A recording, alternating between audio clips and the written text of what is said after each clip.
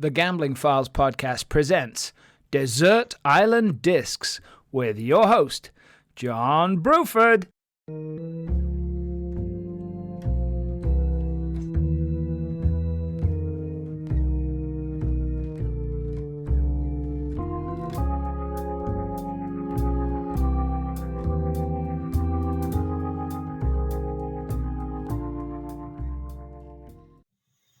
Welcome back to The Gambling Files presents Desert Island Discs, surely the only podcast in the gambling industry that brings you the favorite stranded on a tropical island desserts of top industry executives.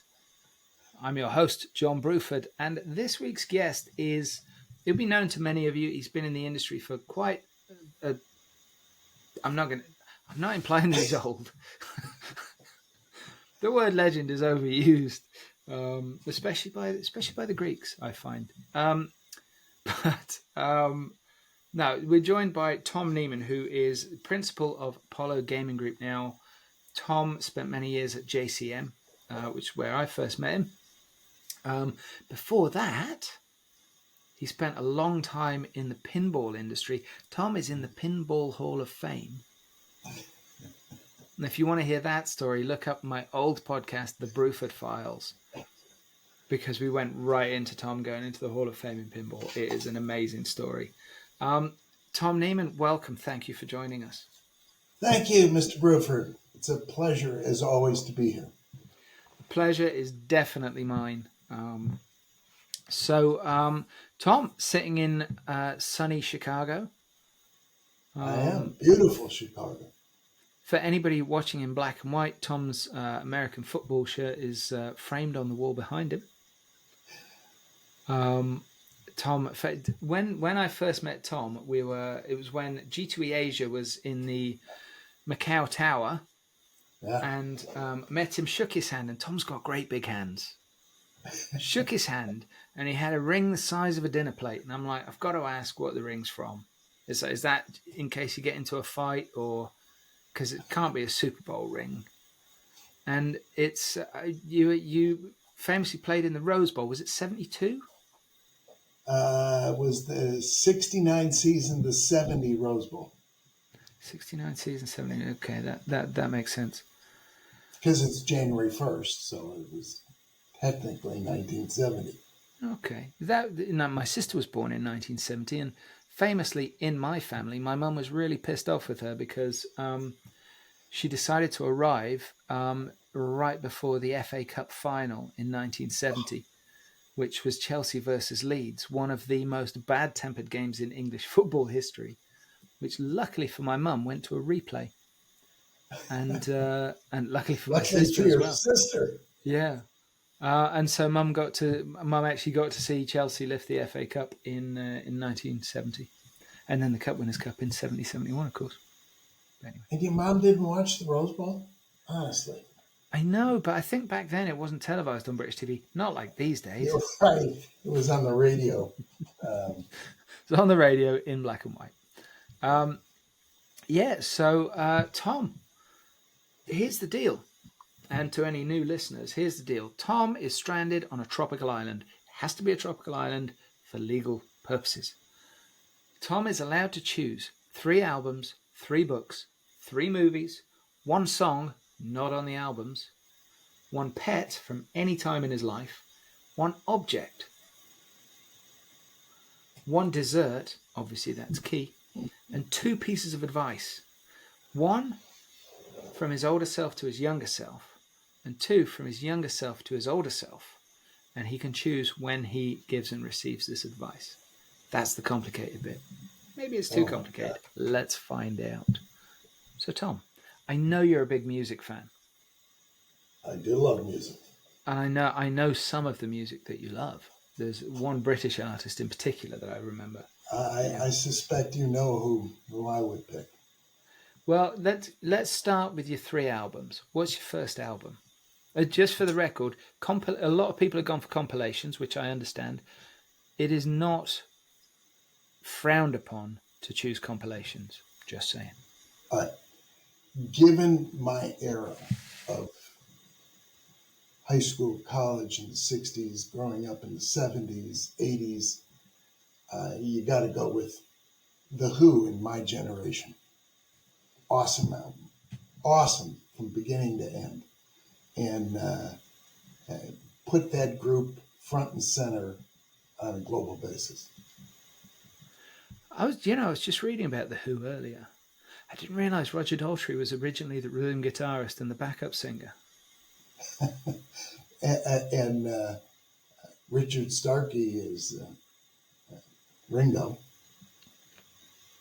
in the Beatles. So, my generation. So, when did my generation come out? It was about 68? No. Late 60s? Yeah, about 68. Early 70s? Probably late 60s. Well, yeah, because Live at Leeds was like 1970, wasn't it? Yeah, which was after. It was. My generation was as raw and I don't know, graphically produced. You could just feel the rawness in the voices and stuff. I thought it was awesome. Well, it must have had a similar impact culturally as punk did 10 years later. Because there is a similar energy to it. Yeah, punk brought a whole new level of energy. Not one I jumped on, but... yeah, but if you'd been a teenager at the time, you'd have probably been like, holy shit. Could have been. I do. I feel that there is a similar energy to, not early The Who, when they were essentially guitar pop. But yeah, my generation was where it all changed. Okay. It's a big opening choice there. It is. And the only second choice you could make be a group that was just slightly bigger, and that's the Beatles. I would take the White Album.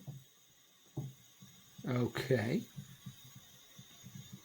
Any standouts? Because I mean, the White Album's obviously a legendary recording.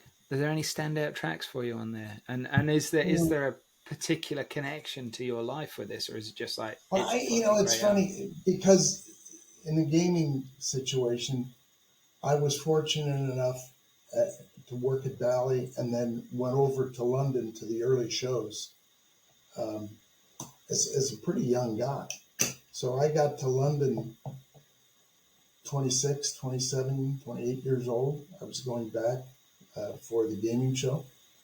And I just think the whole concept of the British invasion between the Who and the Beatles was fascinating. And I thought the evolution of the Beatles and the way, to me, the White Album is the standard for them. Yeah, their musical evolution is extraordinary. But also, of course, I mean, famously, there was the rivalry with the Beach Boys, and when the Beatles first heard Pet Sounds, they were like, holy shit. And of course, Wilson changed recording with Pet Sounds, which is an amazing thing to think.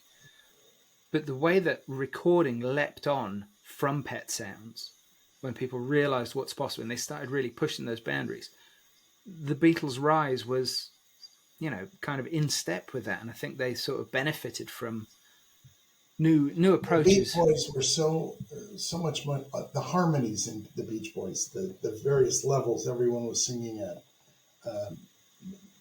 was their attraction. And of course the subject, it was the West Coast mentality, surfing, girls, sand, all great subjects. Great subject.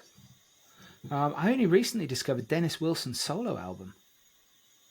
Oh, really? You ever heard? It's fabulous. Yeah. I mean, like, fabulous enough for you to think, maybe the wrong brother died young. It's fantastic, and I was not expecting it at all. It's an absolute beauty of a record. Okay, that's two massive albums right there. Yes.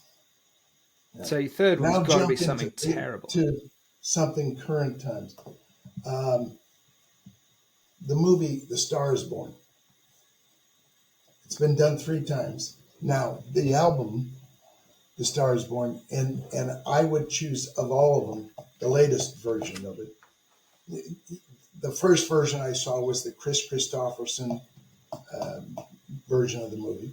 Yeah. But I think that the latest one with Lady Gaga and Bradley Cooper, to me, I play that music a lot. When I walk the dogs, I take my daily 1 mile, 2 mile walk with the dogs, and I've got my either earbuds or open ears on. I listen to that music quite a bit, which should be a surprise to you that I have such refined taste. Well, yes, it really is. But no, I mean, it was immensely popular. Is there, and again, is there a standout track for you on that album? Is there one that gives you goosebumps? Yeah, the final song after, what's it called? The where they have found Mr. Cooper in the garage. Spoilers. She sings that at the award show. Yeah. Will I ever love again? Moment. Will I ever love again? Is that what it is? Oh man, don't make me look it up. But the whole album is awesome. Yeah, and I think sort of daft as it probably sounds now, but if you remember, before this movie came out, people were expecting it to be shit. Nobody was expecting what they saw. It's the third time the concept's been done. There was a very, very early version of it, and then the Christopherson, Barbra Streisand version of it. Which, it's Chris Christopherson's a legend. It was a very, very good movie. And that's why you would think the third version of just grabbing two pop names, oh, what's the chance? And whoever thought that Bradley Cooper was going to be able to sing? Yeah, I think that was the big shock because Christopherson, he's got form, he's got the chops, but Cooper was not. He was an actor, and paired with Lady Gaga, who is an incredible performer. So she was fabulous. You throw those two together and you go, how is this going to work? It's just another remake. And it turned out to be a great combination of personalities. I'm still trying to find the soundtrack listing and I can't find it. It's got to be somewhere. I'd have to go to my phone. That's where it sits. Oh, man. 1950. Oh, no, hang on. No, 2, 3.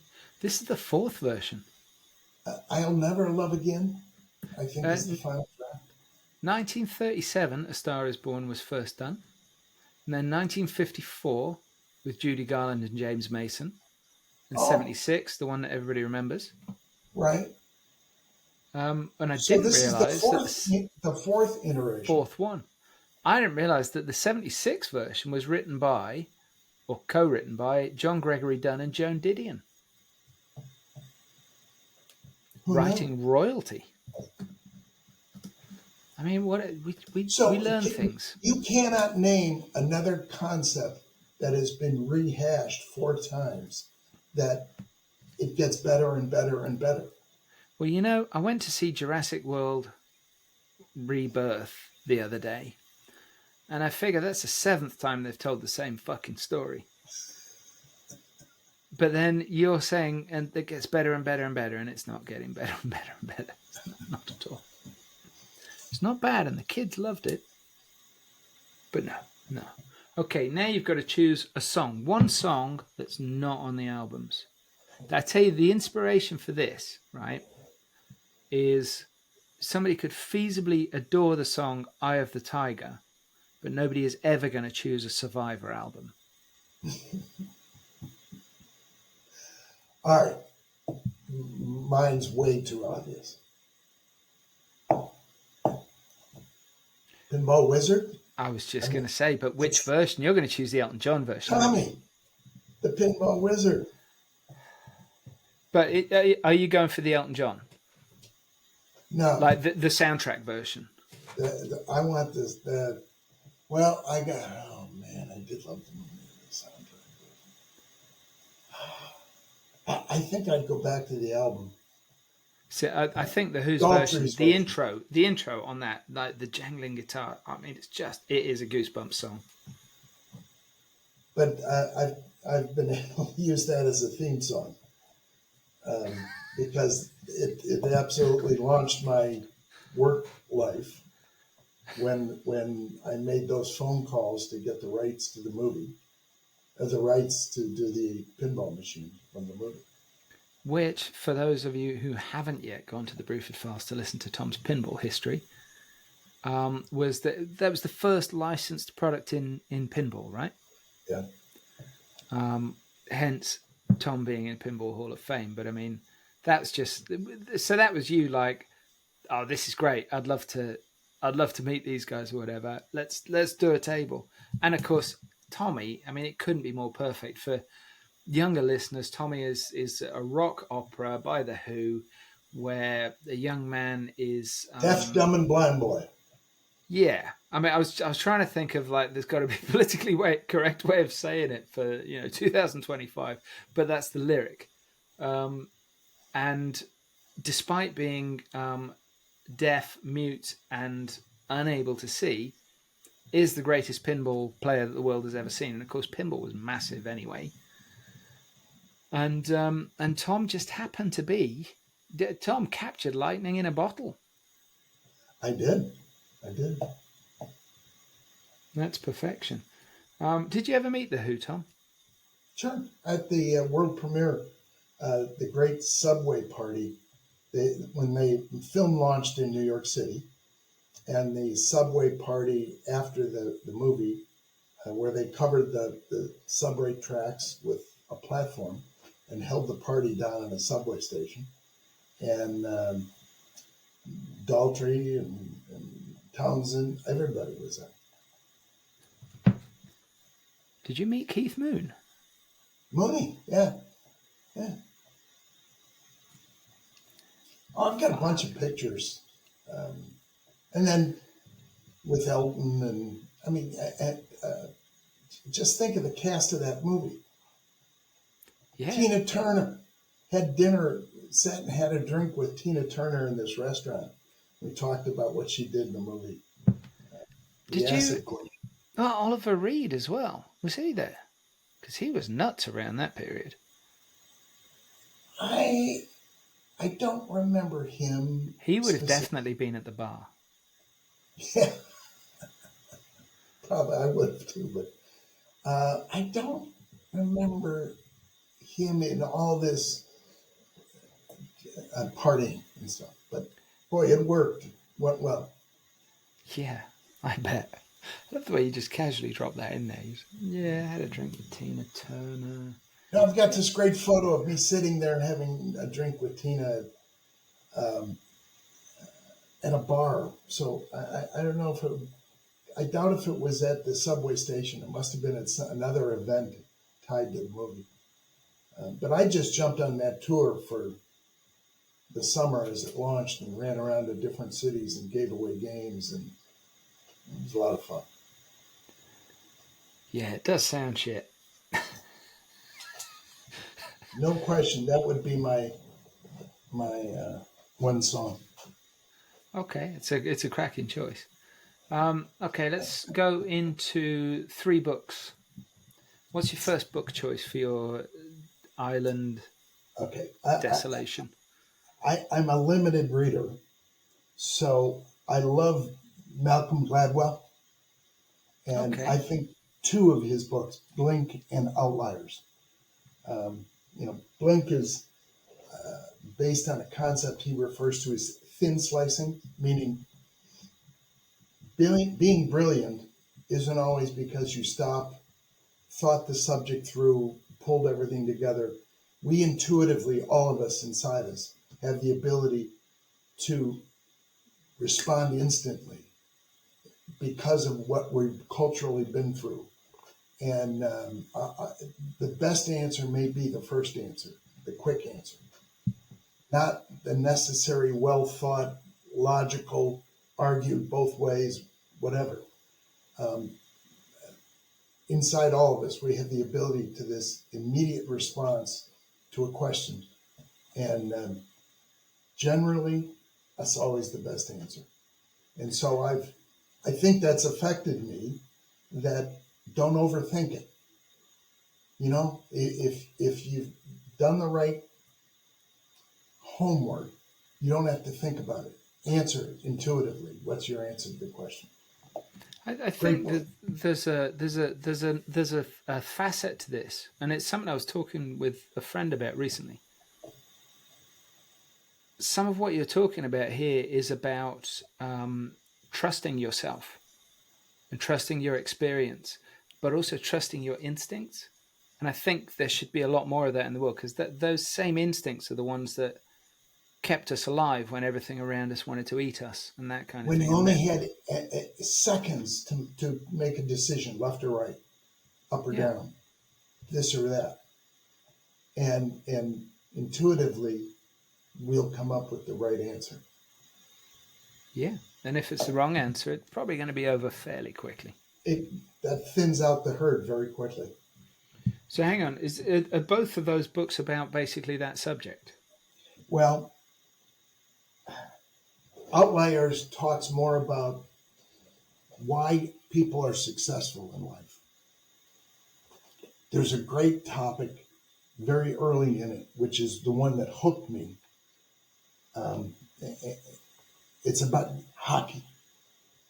I'm not a hockey player. I played football, but I had my sons all played hockey. And if you look globally at the birth date of the best hockey players, they will be in the first quarter of the year, January, February, March, and it's biased towards January.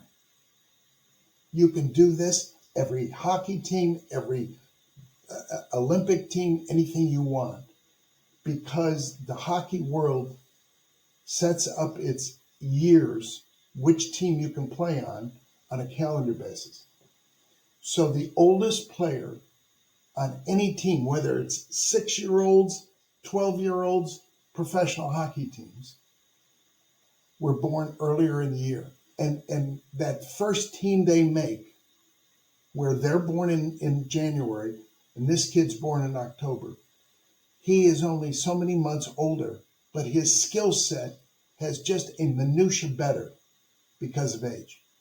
Then he moves to the next level and the next level, and we cumulatively build our skills. Those in the early months always have a greater skill set. And this has been proven time and time again. In the first chapter of the book is dedicated to the subject of, you can check any hockey program worldwide, and the bias is towards players that were born in the first 3 months of the year. What a random, never would you have figured that out. No. And in my own family, my children, my son, born January, ends up playing at Dartmouth, drafted in the NHL, ended up breaking his jaw, didn't play, but was an exceptional hockey player, born in January. I never put the connection together. But he had 30, 60, 90 days older than the kid standing next to him. And so his ability from a sports standpoint had just that much better, and had an advantage. I mean, it kind of makes sense in black and white, but I would never have thought of it. And I never would have either until I read. So there are factors like that that contribute to all of us in our successes and failures. And it isn't always the education and the skills. And we inherently develop certain skills certain ways. And in this example, it was that I was 90 days older because I was born in January than the kid, born in April or May. And my coordination is just minutia better. And now we go to the next team, and I'm just slightly ahead again. And it keeps building as you go through and get older. Okay, Really fascinating book. But yeah, when you started with, you kind of started with, I don't read much, but I read a bit of Malcolm Gladwell. I'm like, somebody that doesn't read much, you expect them to say fucking Dick and Jane or something. You don't expect them to say Malcolm Gladwell. Oh no, his stuff is awesome. I mean, he's got so many good books on so many topics, but those two really stuck with me through life. You know, as you read them, gee, how do I apply this? Is my life affected by this? And I can see examples of that. That first meeting of ours that I was talking about in Macau Tower, you told me about the Rose Bowl, and we started talking about, I think the movie No, that can't be right. I think the movie The Blind Side was going to come out later that year, or it was the following year. But you told me to go and find the book The Blind Side, and that was my introduction to Michael Lewis, who is another one who will find the unusual way of looking at something, the unusual path to the heart of a story, which makes the whole story accessible. They're not dissimilar writers. Interesting, yeah. So thanks for that. Well, that brings me to so I've named two books by one author. I know that's cheating. It's not cheating. But You're my choosing. third You're stranded. is Michael Conway. His books, they go on and on and on. He has one of his characters in in a number of his books. Harry Bosch. He's a detective in L.A.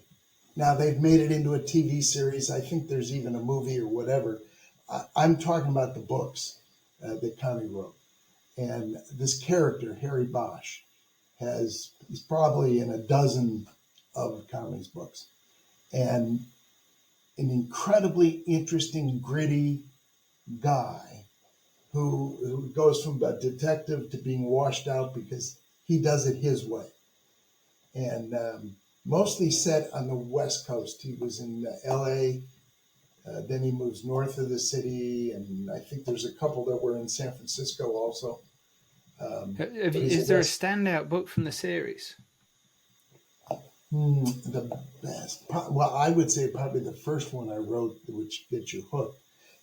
Let me tell you, there's an overriding theme in all of Bosch's activities, and he has this one saying that he says to people, and it comes up consistently, is everybody counts or nobody counts. And in life, everything that his life bounces off of is he either is going to stop and everybody counts. I need to find the answer, no matter who it was. I've got to find out what the answer to the problem is for anybody, no matter who they are, not just the important people. And it's a repetitive theme that everybody counts or nobody counts. I don't know, Tom. Sounds a lot like a communist to me. Just not kidding. Mr. Bosch. Check him out. I'm familiar with Michael Connelly. I've read some of his other work because he has written a lot of books. Oh yeah, tons of books. But the Harry Bosch character, to me, God, I love reading about it. It's interesting how the sort of the hooks in particularly in detective fiction, so people sort of gravitate to different types of hero or anti-hero or whatever. My favorite detective, my favorite crime writer is Sarah Paretsky, and all of her stuff is set in your native Chicago. Yes, you and I have talked about that a couple of times, about the settings in Chicago. The V.I. Wachowski novels, I mean, it is the most perfectly observed character, I think, possibly in modern fiction, because she gets old. She develops the same flaws that we all do as we get older. And you don't see that very often.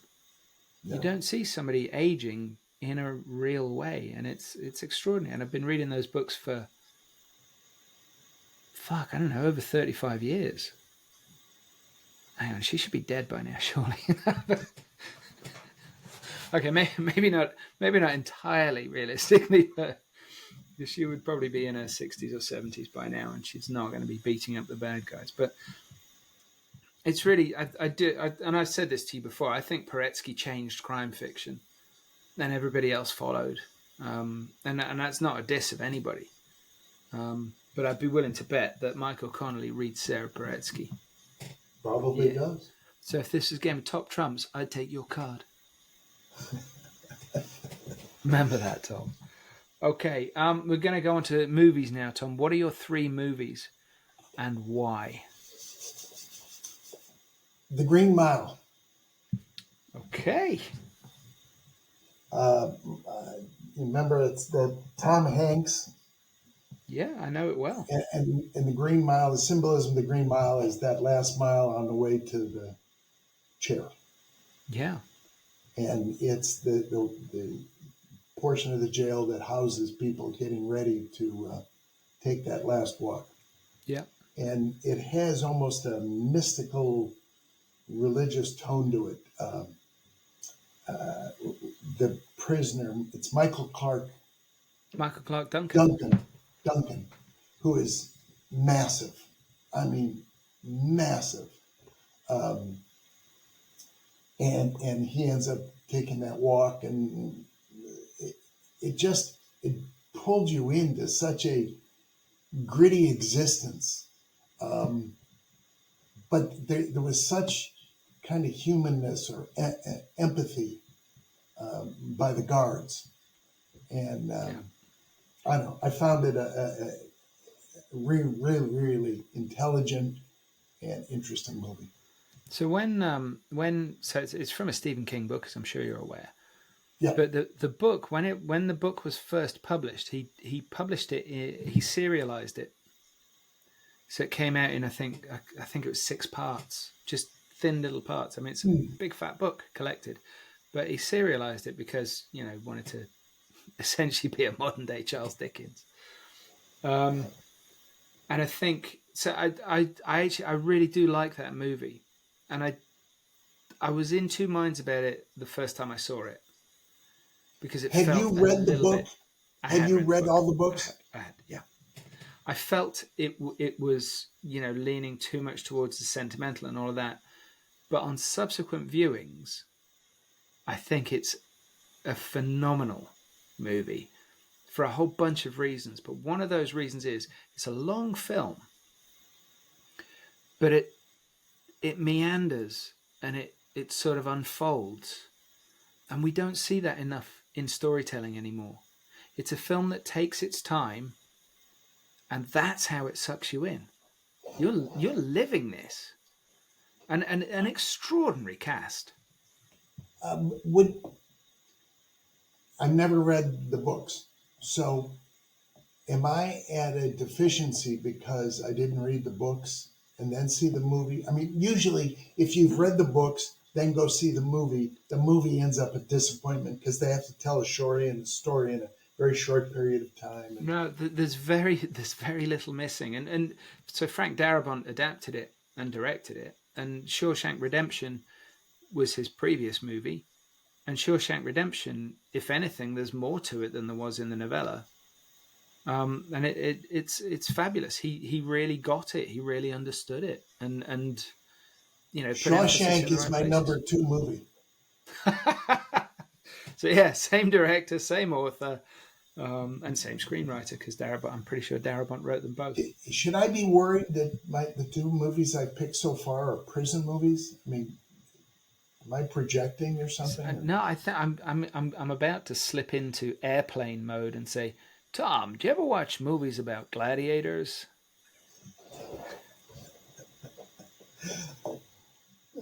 So is Shawshank Redemption your next one? Yeah.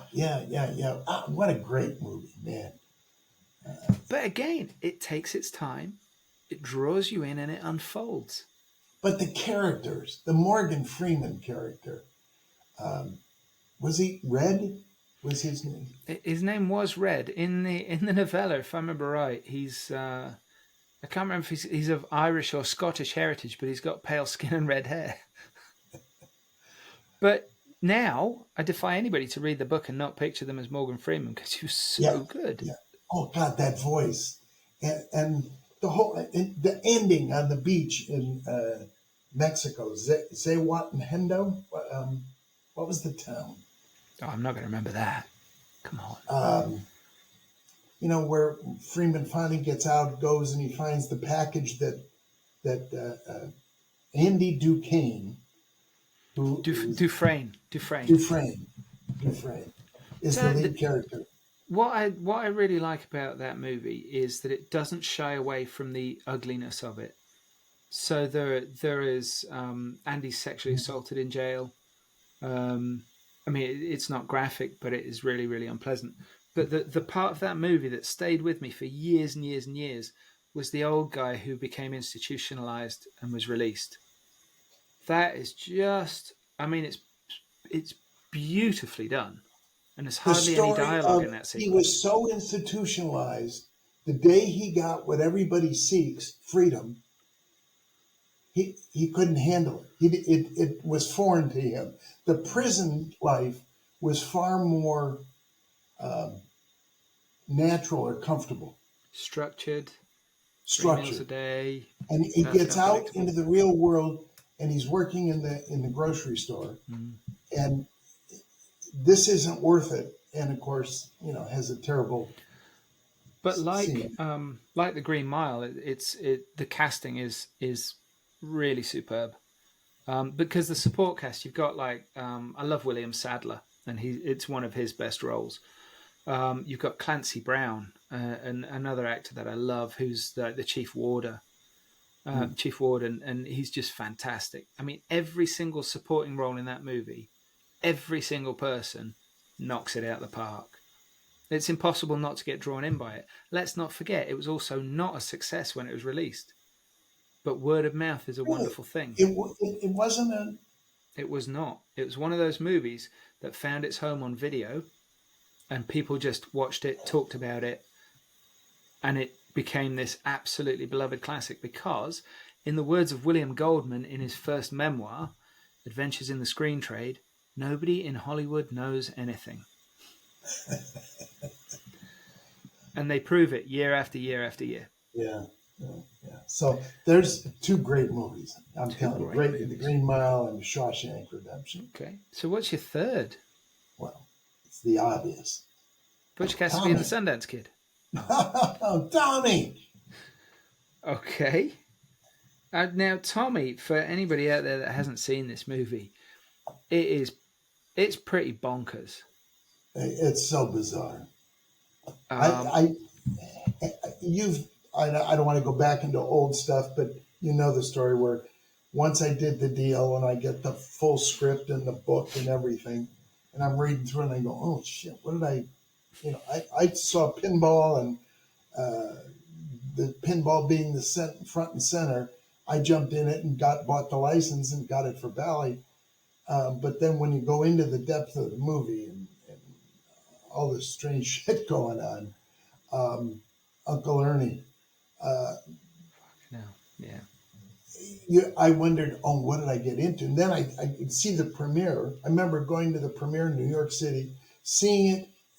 This is the compilation of it here, and thinking, oh my God, am I in trouble? If I don't know. But fortunately, from the standpoint of selling pinball machines, that son of a gun worked.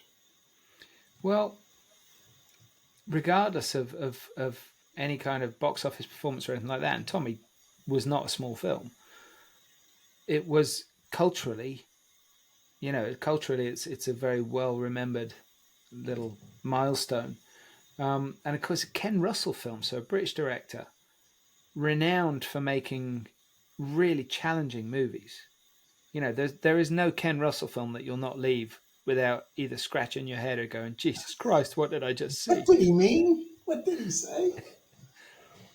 And he's a really he is. He's a left field choice for that movie, but given the Who's tendencies at the time, I can totally see why they chose him. And it's a remarkable film. It's still striking. It's still unusual. It's not going to shock anybody now, but people will still watch it now and go, "What the fuck? What was that all about? I mean, why did she have a snake? What did the snake do? But the snake's in the pinball. Where did the snake go?" Yeah. Wow. Okay. Yeah. Okay. You've got two movies with similarities and a third, which is very Tom. Out of left field. Okay, Tom. What's next? Your pet. Any point in your life, you can choose a pet. I came from a family that didn't really have a pet, grew up without one. Late, I think very, very late. I was out of the house when they finally got a dog or something. And I've had dogs, I think, since I've been married. There's been a dog in and out. I have two of them on the floor in here right now. They're hanging out with me today. But I did have one unusual pet, and it was a boxer. And this was a muscled dog that was very, not aggressive in a bad way, but aggressive in a good way. Kind of dominant? His name was Americana Stonehenge. We called him Stony. Maybe that's because we just were Americana Stonehenge when he was in trouble. Yeah. And this dog has broken leashes. He has broken chains. He has broken windows.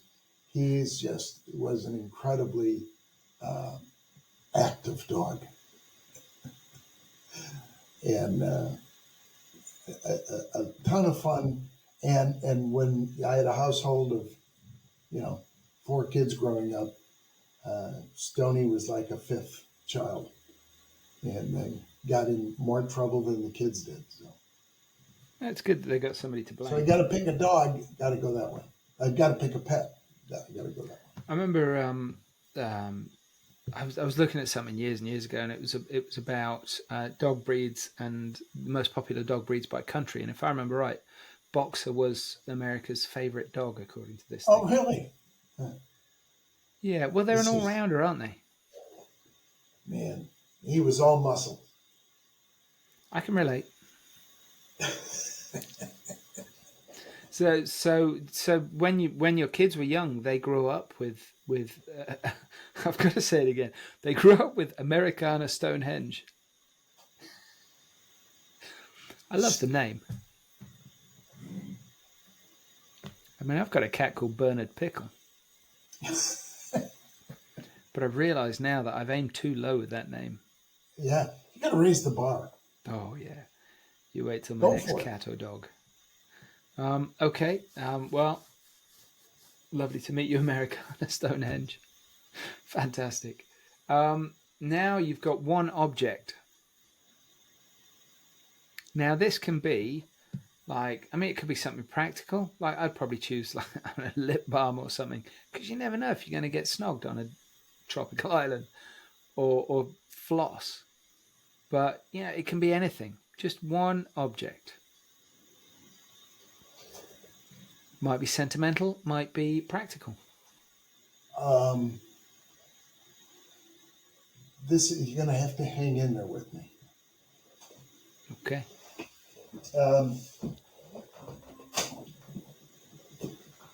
A football. Okay. That's my object. Think about it. All sports uses spherical objects. Baseball, tennis, basketball, soccer, your football. Everything's round. Take the ball, drop it. It will bounce true because it's round. Yeah. American football, you can drop it, and it's weirdly shaped, intended to bounce in weird directions. And if that isn't the vision of life, is you better be ready for it to bounce in any direction. If you would drop something, if you do take an action and expect it to come back to you perfectly, that's not very challenging.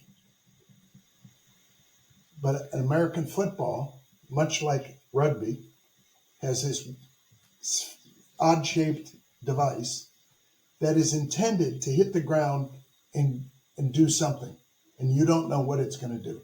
Very difficult to get a football to return to you by throwing it down. Yeah, it's just there to mess with you, isn't it? And life does this to you all the time. You think you know it, you know the shape, you know what's going to happen, and all of a sudden, boom, different direction.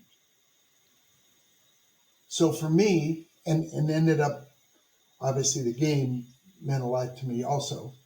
But I sit and think of all the sports, everything's this perfect spherical device, but not football. Also, if you think to a certain Tom Hanks film, the ball as companion also comes with its own name. Not Ralph. What was it? The volleyball is. It's the same as the name that's on the ball that you had in your hand a second ago. It was Wilson. Wilson. That's it. So you would have your own Wilson. Wow. Although me being me, if I had one of those, deep, John. You are so deep. I'd probably end up calling it Owen. Okay, now you are choosing your tropical island stranded. Somehow you can get hold of this dessert.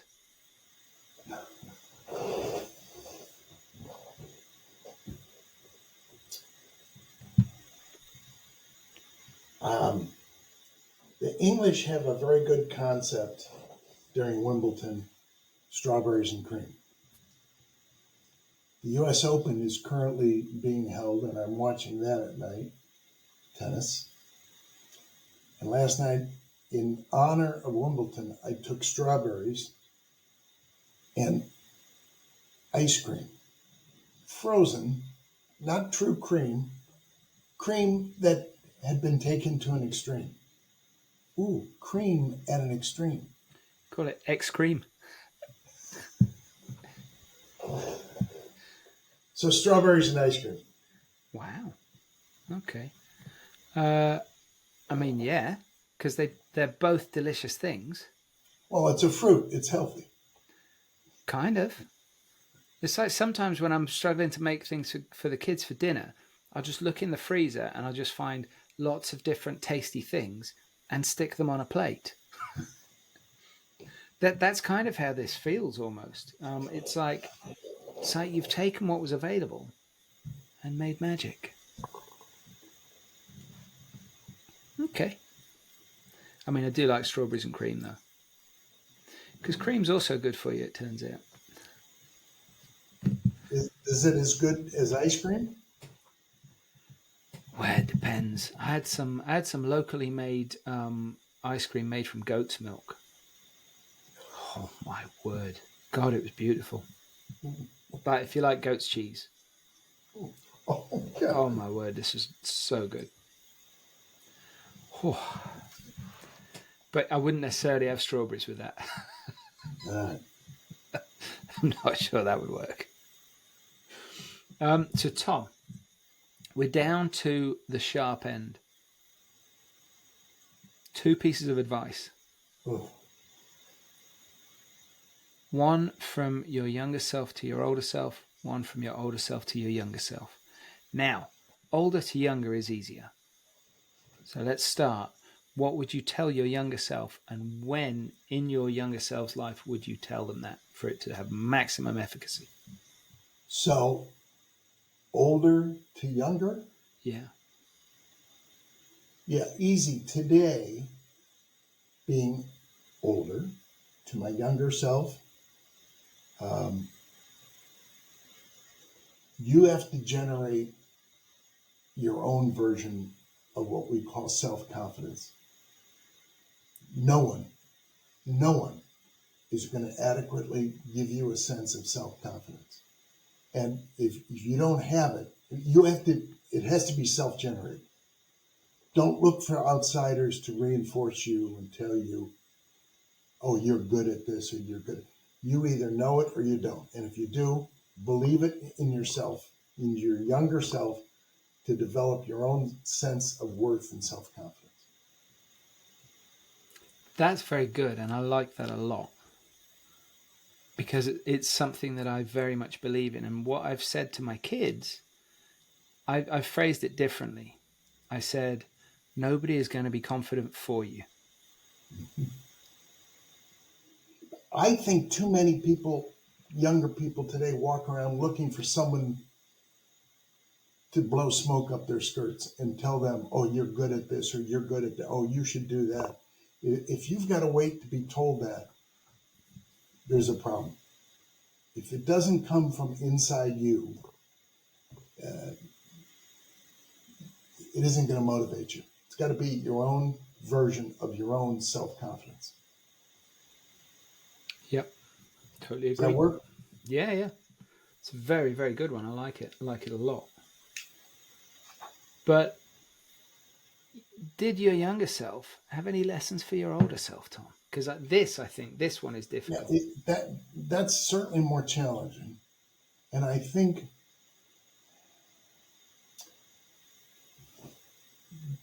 the way I would put it is my younger self would tell my older self, the game is never over. Whatever the game is, whether it's life or this event or your job or whatever, but it's never over. And you have to go out and prove yourself literally every day.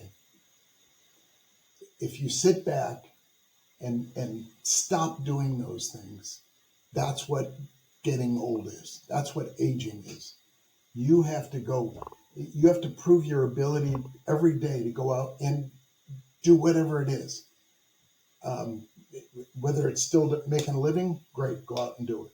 Whether it's still to be out making friends and being social and things like that, you have to do it. But you can't sit back and be passive and wonder, why do I feel like I'm getting older? If you're not out on your hind legs, being overt and aggressive, meeting people, socializing, trying something, taking a class, reading a book, whatever it is, you've got to keep doing shit or you get old, and it's obvious.